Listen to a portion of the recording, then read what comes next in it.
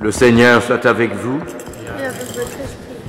Bonne nouvelle de Jésus-Christ selon saint Jean. Le premier jour de la semaine, Marie-Madeleine se rend au tombeau de grand matin. C'était encore les ténèbres. Elle s'aperçoit que la pierre a été enlevée du tombeau. Elle court donc trouver Simon-Pierre et l'autre disciple, celui que Jésus aimait. Et elle leur dit: « On a enlevé le Seigneur de son tombeau et nous ne savons pas où on l'a déposé. » Pierre alors partit avec l'autre disciple pour se rendre au tombeau.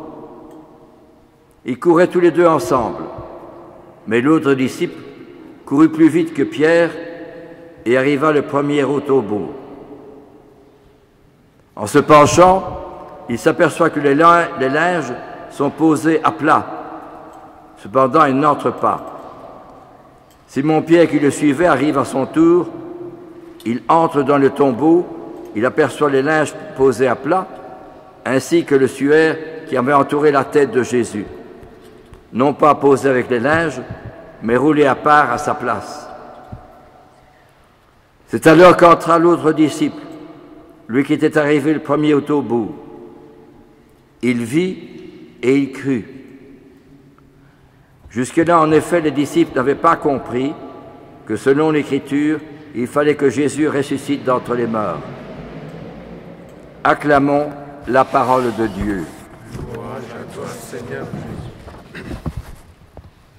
Les premières qui font la découverte de la résurrection de Jésus, ce sont des femmes. Marie, femme de Cléophas, Marie, mère de Jacques et de Jean, Marie-Madeleine, toutes s'aperçoivent que la pierre est enlevée et le corps n'est plus là. Et alors, dans d'autres évangiles, Jésus leur apparaît et Jésus leur dit: « Ne me touchez pas, allez dire à mes frères qu'ils m'attendent en Galilée, là ils me verront. » C'est un étonnement, c'est un bouleversement que de constater que le corps n'est plus là, mais aussi, surtout, que Jésus est ressuscité, un peu comme Thomas. Si je ne mets pas ma main dans l'endroit des clous et la main dans son côté, non, je ne croirai pas.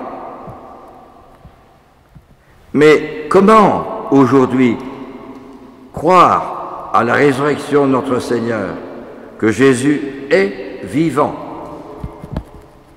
On peut bien aller à la messe et peut-être communier, mais comment faire l'expérience de la présence de Jésus dans notre vie quotidienne, là où nous sommes, là où nous vivons, dans notre living, dans notre cuisine, parfois seul, avec des problèmes, des difficultés, des contrariétés, et parfois ensemble, mais n'empêche que la solitude atteint beaucoup de monde aujourd'hui. Eh bien, trois choses. La première, c'est qu'il faut faire le silence. Silence extérieur de tout ce qui est télévision, vidéo, chaîne IFI, enregistre, donc ordinateur, etc. Faire le silence. Mais ça, c'est difficile, parce qu'on est tellement pris par le bruit. Il faut encore des jeunes qui mettent des écouteurs dans la rue. On n'entend pas toujours les voitures qui passent. On est tout pris par la technologie. Le silence extérieur, mais surtout le silence intérieur. Enlever un peu toutes les imaginations, les raisonnements, les problèmes, les difficultés de santé ou difficultés personnelles, de difficultés familiales. Le silence. Deuxième chose, c'est la solitude. Ça, on n'aime pas la solitude. On n'aime pas d'être seul. Mais le poste, ou la radio, ou la télévision, pour oublier qu'on est seul, la solitude, le silence, on n'aime pas. Et cependant, ce n'est que dans le silence, et surtout dans la solitude, que Jésus me parle, que Jésus me fait connaître sa présence, son amour, sa grâce, sa lumière, sa sainteté. Pas moi, pas mes idées, pas mes raisonnements, pas mes sentiments, mais lui. Comme les apôtres, comme les femmes. La rencontre avec Jésus est toujours un bouleversement, une conversion. Comme Claudel, qui avait été à la cathédrale de Notre-Dame de Paris pour aller voir, pour aller visiter, se rendre compte. C'était pendant la vêpre. Claudel n'était pas croyant et il arrive au moment où on célèbre fête de Noël, les vêpres, la prière du soir. Et tout d'un coup, il est pris par une présence, la présence du Christ. Il est complètement bouleversé par cette présence du Christ. Et alors Claudel s'est converti. Tout a changé pour lui. Et enfin, troisième chose, silence, solitude, troisième chose, c'est que aujourd'hui, la mentalité est tellement « j'ai raison ». C'est moi le plus fort, c'est moi qui ai fait ces études, c'est moi le plus malin, c'est moi qui ai réalisé ceci, qui ai entrepris cela. Moi je. C'est terrible. On me conduisait hier, parce que je n'ose plus trop vite conduire ma voiture, mais quelqu'un a la gentillesse de me conduire pour l'office d'hier, et encore pour le chemin de croix. Il faut voir comment les voitures se dépassent. C'est fort. Voyez-vous, j'ai raison. C'est moi le plus fort. C'est moi qui commande. C'est moi le chef ici. Comprenez? Et quand des apôtres demandent au Seigneur quel est le plus grand dans le royaume des cieux,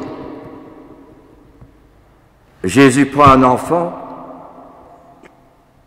il l'embrasse et leur dit, si vous ne changez pas, si moi, je ne change pas, moi qui vous parle, si vous ne changez pas pour devenir comme cet enfant-là, vous n'entrerez pas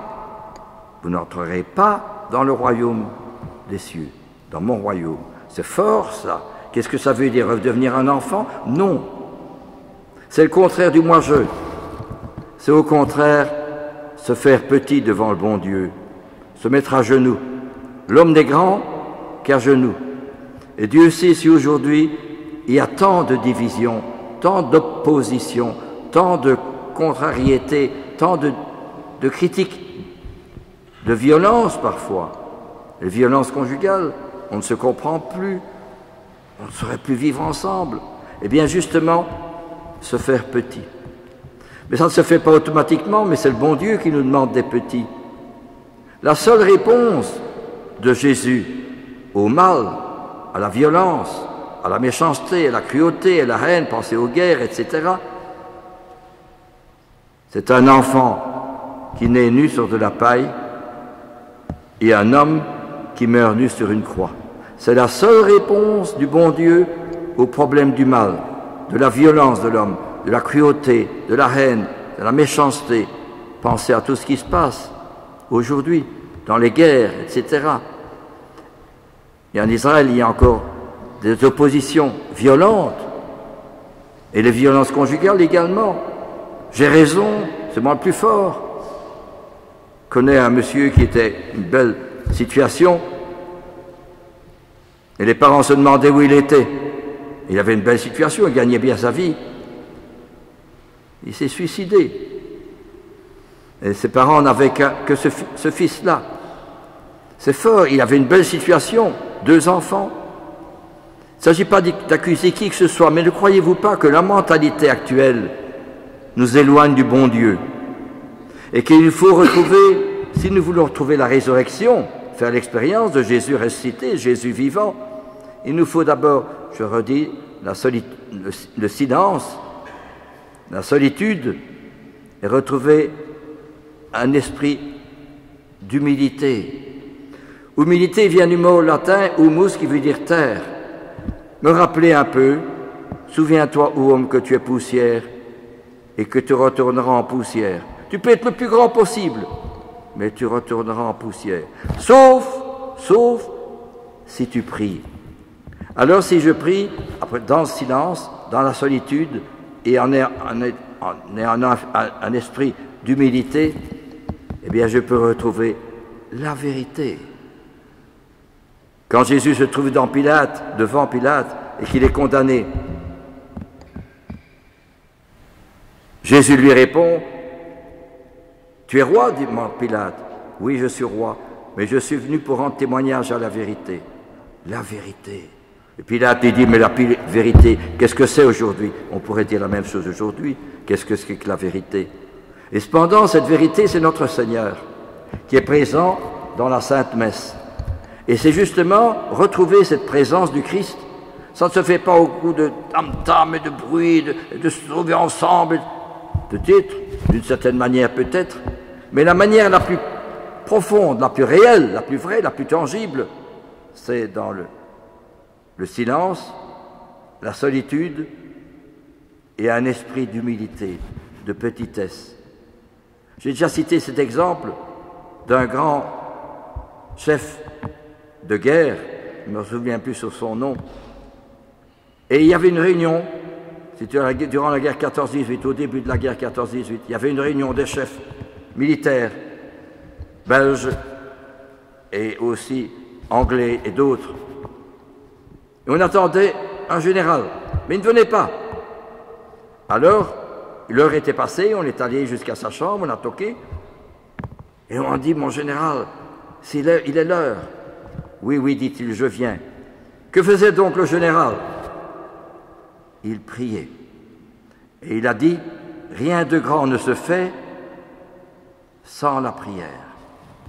Eh bien, justement, c'est la même chose aujourd'hui. S'il y a tant de problèmes, tant de jeunes qui sont suicidaires et tant de violence, comme hier, pendant la veillée pascale, un jeune qui est venu voler ici un sac.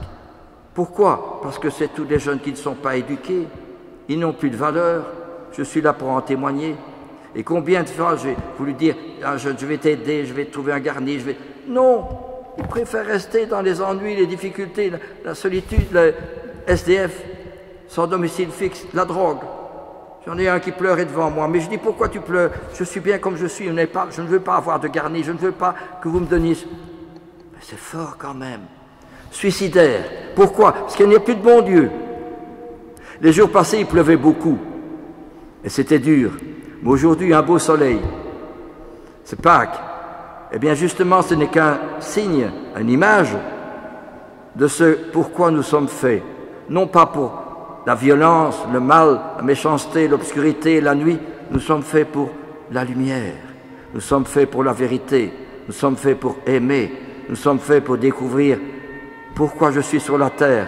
Alors oui, on peut redécouvrir véritablement le bon Dieu. Et j'ai failli dire à ce jeune, et à d'autres aussi, parce que je comprends le bourgmestre de Liège, avec tous ceux qui l'aident, ils doivent s'arracher les cheveux en disant, tous ces jeunes, on ne les veut plus à la gare des Guillemets, ils sont place Saint-Lambert, où les mettre? On s'arrache les cheveux. Pourquoi? On ne prie plus. Le bon Dieu, c'est plus, on ne prie plus dans les familles. Alors voyez-vous, on dit chacun sa façon de voir, chacun sa prière, et justement, s'il n'y a plus de vérité, mais vraiment, ce qui peut sauver le monde, c'est la prière. Et je vous dis, en toute sincérité, si j'ai pu accueillir des milliers de jeunes pendant plus de 50 ans, ce n'est pas par ma vertu, ma force et mon courage, non, c'est uniquement à cause du bon Dieu devant Saint-Sacrement. Parce que je n'ai jamais voulu institutionnaliser le foyer. Pourquoi? Parce que j'ai cru que le bon Dieu dans le Saint-Sacrement est plus puissant, plus fort, plus rayonnant que toute institution. Je ne dis pas qu'il ne faut pas institutionnaliser, certes, mais ce qu'il faut, c'est retrouver la vérité du bon Dieu dans notre vie. Seul le bon Dieu fait des rayonnements. Regardez Thérèse de Lisieux, à son enterrement, il y avait une vingtaine de personnes. Elle n'a vécu que jusque 24 ans. Elle n'a rien fait d'extraordinaire, elle n'est pas allée dans les pays pour parler de paix et de réalisation, de grandeur et de miracles. Rien du tout, c'est zéro. Mais après sa mort, 25 ans après, il y avait 500 000 personnes au Vatican, comme il y en aura tantôt. Beaucoup, des milliers de gens qui vont se rassembler pour fêter Thérèse de Lisieux, pour dire qu'elle a été canonisée, Sainte Thérèse de l'Enfant Jésus. Eh bien, le pape aussi, tantôt à midi, vers cette heure-ci, c'est la bénédiction Urbi et Orbi. On a annoncé à la radio, j'étais étonné, à RTB qui vient d'annoncer que la bénédiction Urbi et Orbi dans un poste de radio qui n'est pas chrétien. Il l'a annoncé. Eh bien, voyez-vous, frères et sœurs, nous devons faire, si nous sommes chrétiens, faire la même expérience que les femmes qui vont au tombeau, ou que Marie-Madeleine qui va au tombeau. Toute rencontre avec le Christ est un bouleversement, un étonnement, un émerveillement, comme le soleil qui nous éclaire et qui fait fleurir les fleurs du printemps. Amen.